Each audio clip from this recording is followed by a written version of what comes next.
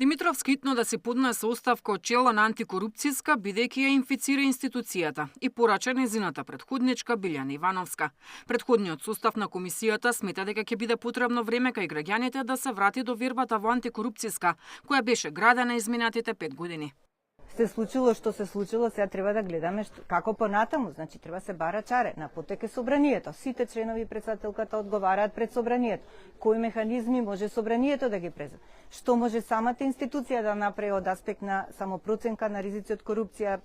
И прво и основно е дека председателката мора под најитно да се поднесе оставка, затоа што на овој начин се уште ја инфицира институцијата. Значи треба да се тргне за да може институцијата слободно да се чисти. Дали целата институција е виновна за тоа? Јас сметам дека не. Сепак е тоа индивидуална одговорност на секој поединечен член, во случајот на председателката на комисија, меѓутоа генерално пак ќе кажам, тоа влијае дефинитивно врз работата на комисијата, врз незиниот углед пред се во јавноста и знаете, јас веќе ги кажав еднаш, многу е тешко да се стокне доверба во својата работа преку посветеност, непристрасност и независност. Меѓутоа многу лесно може да се изгуби таа доверба и мислам дека во овој момент тоа и се случува. Ставот дека Димитровска треба да си понесе морална одговорност го дели и Снежана Камиловска-Трповска, која при изборот на овој состав во собранието беше дел од комисијата за селекција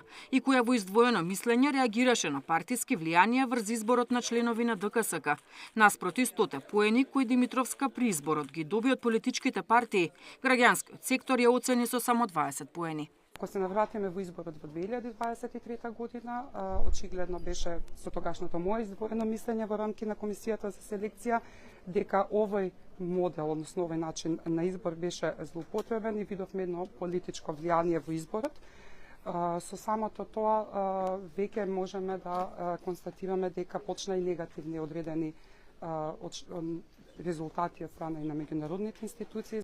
За жал, ова тело во изминатата година не воспостави систем на отчетност, како што можевме да видиме во претходниот период.